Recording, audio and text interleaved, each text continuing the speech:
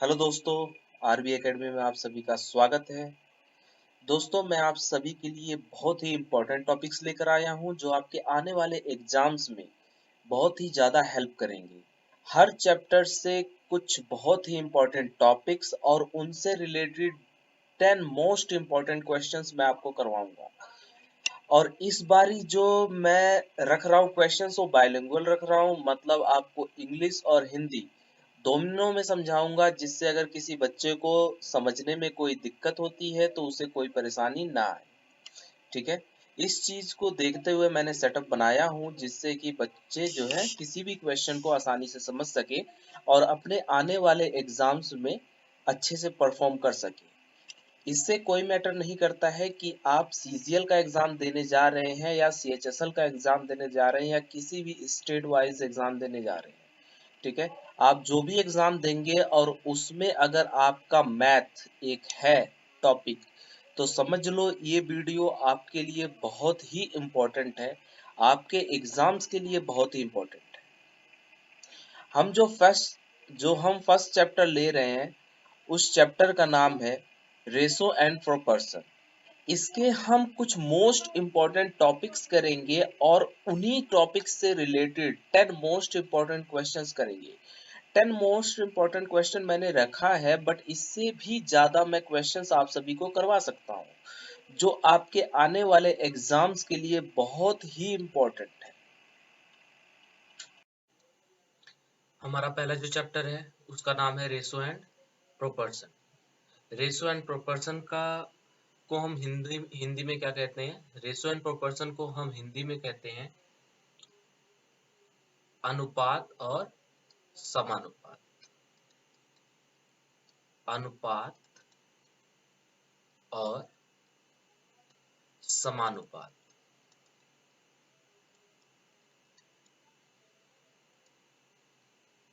ये हम हिंदी में बोलते हैं। क्या बोलते हैं? अनुपात और समानुपात। ठीक है, तो पहले हम समझते हैं कि अनुपात और समानुपात होता क्या है। जिसको हम कहते हैं इंग्लिश में रेशो, हिंदी में हम कहते हैं अनुपात। ठीक है,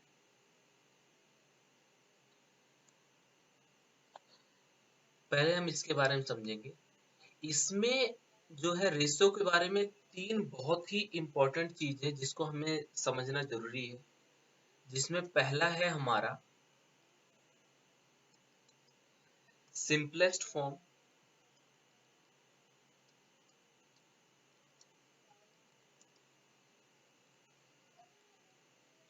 जिसको हम हिंदी में कहते हैं सरलतम रूप। दूसरा है सिमिलर क्वांटिटी,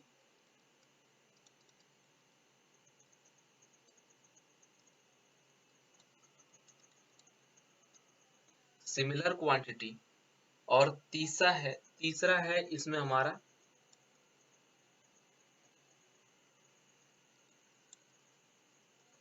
टोटल अमाउंट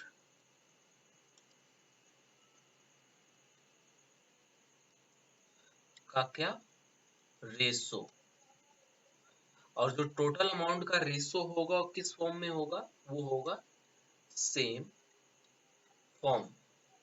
ठीक है, ये तीन टॉपिक जो है ये बहुत ही इंपॉर्टेंट है जिनको हमें समझना जरूरी है। तो मैं आप सभी को समझा देता हूँ, थोड़ा थोड़ा हिंट दे देता हूँ क्या है ये चीजें। सिमिलर फॉर्म का मतलब क्या है? सिमिलर फॉर्म का मतलब है जब तक रेशो पूर्ण रूप से कट ना जाए तब तक वो सिमिलर रेशो नहीं होगा।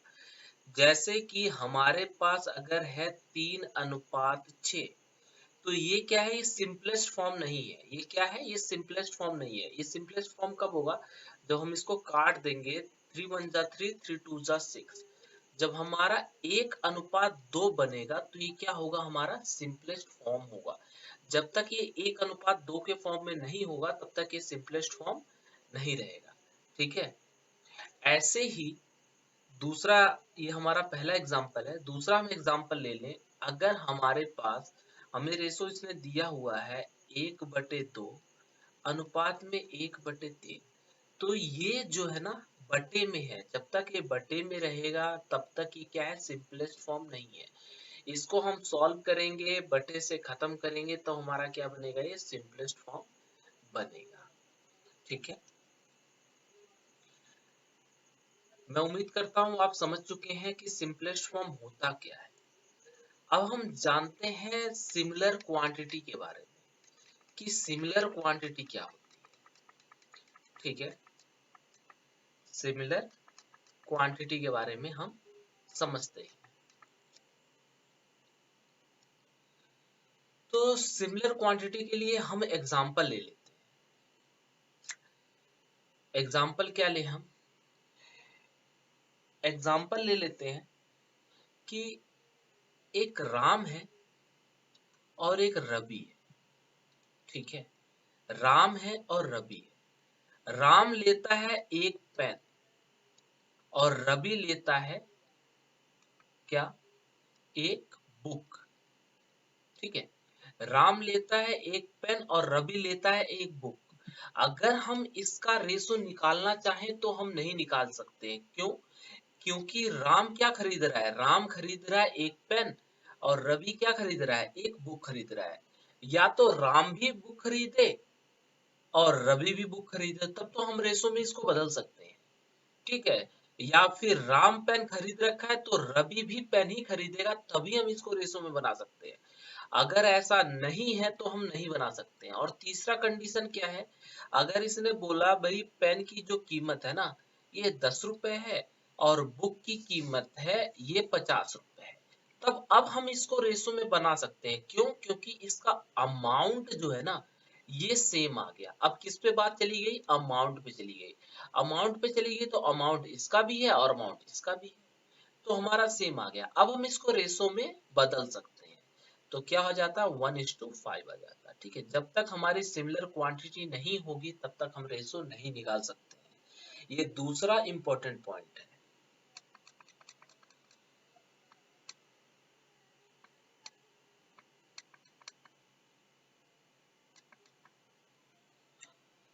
तीसरा, टोटल अमाउंट क्या होना चाहिए, टोटल अमाउंट होना चाहिए सेम रेशो, इसकी बात हुई है ना।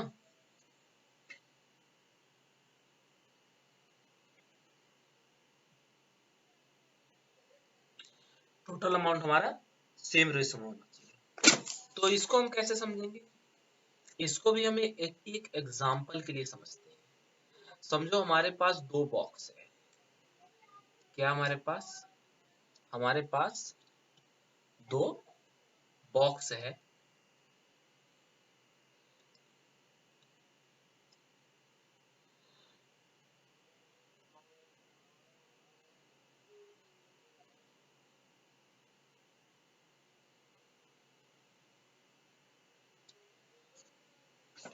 ठीक है, हमारे पास क्या है, दो बॉक्स है और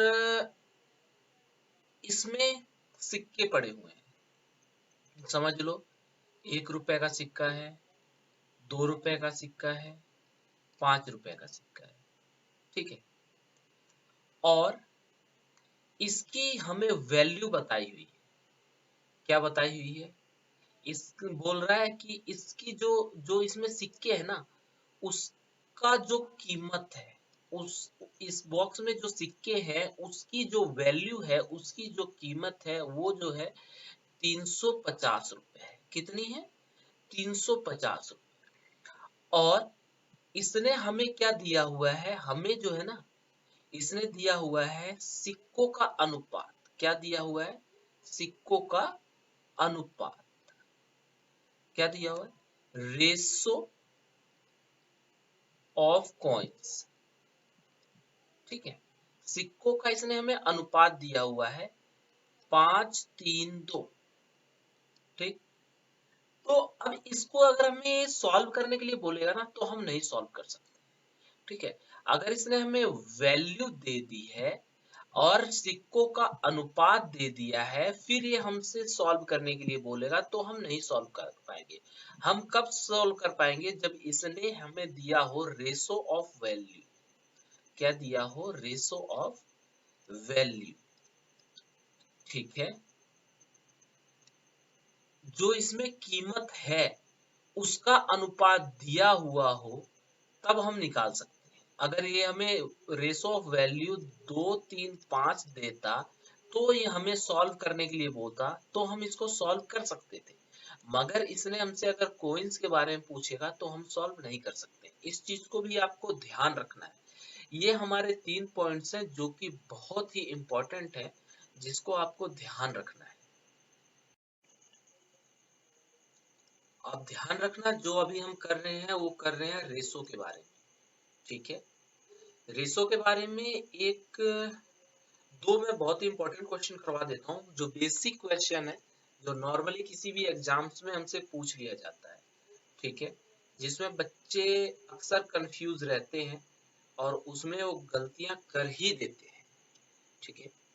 पहले हम उन दो टाइप के क्वेश्चंस को कर लेते हैं।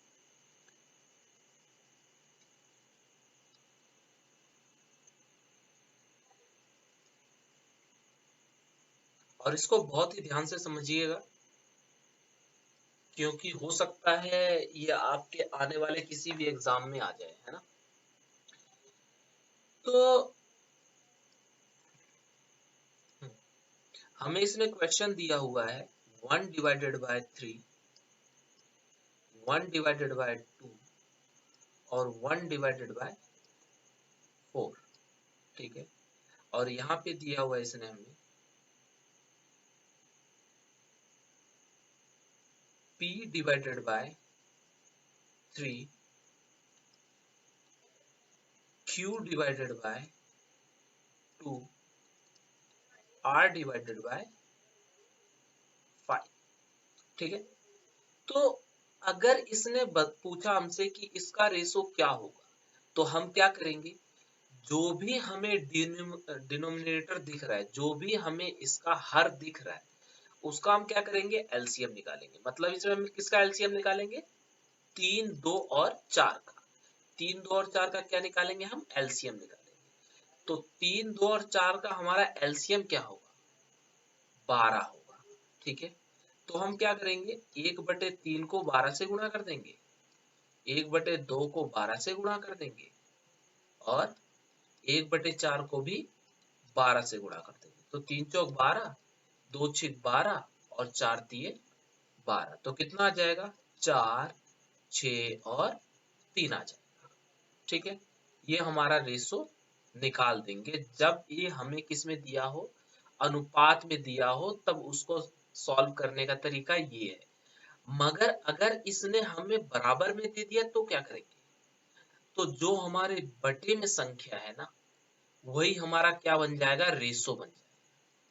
इस चीज का ध्यान रखना है, ये कंडीशन तभी फुलफिल होगी जब ऊपर कुछ ना हो, ऊपर हमारे पास एक भी जो है नंबर नहीं है। उस कंडीशन में हमने नीचे का जो भी हमारा था उसको हमने क्या कर दिया, रेशो में लिख दिया, और यही क्या हो गया, हमारा आंसर हो गया, ठीक है।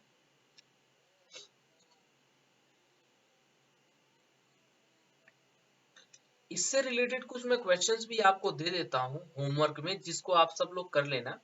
अगर कोई प्रॉब्लम होती है तो आप सभी लोग मुझसे कमेंट में पूछ लेना, मैं आपको आंसर दे दूंगा, सॉल्व करके मैं दिखा दूंगा, ठीक है। जो आपका होमवर्क का क्वेश्चन है वो पहला है 3a डिवाइडेड बाय 5 इक्वल में 2b डिवाइडेड बाय 7 इक्वल में 5c डिवाइडेड बाय 2। आपको क्या करना है, इसका जो है ना रेशो बताना, ठीक है। इसका जो है रेशो बताना है, ये आपका होमवर्क है।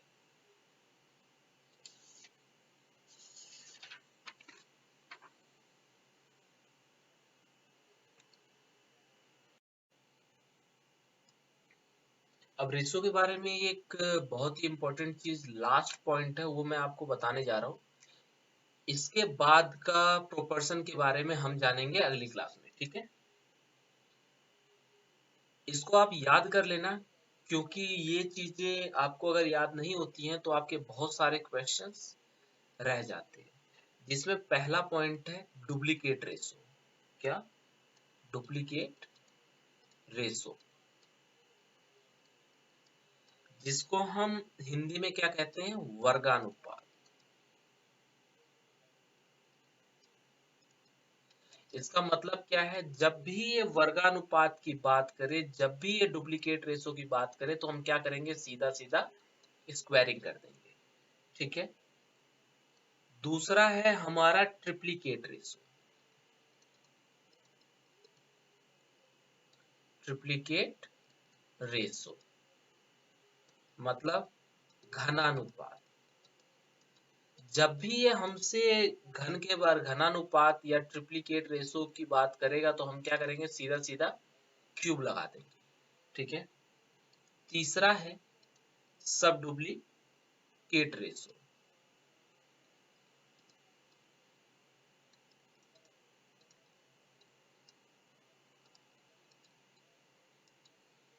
जिसको हम हिंदी में क्या कहते हैं?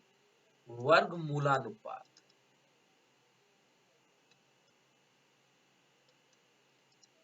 वर्गमूलानुपात। जब ये कभी भी हमसे वर्गमूलानुपात के बारे में पूछेगा तो हम क्या करेंगे? अंडर रूट लगा देंगे। ठीक है। और चौथा और आखिरी, लास्ट बट नॉट लिस्ट, सब ट्रिप्लीकेट मतलब घनमूलानुपात।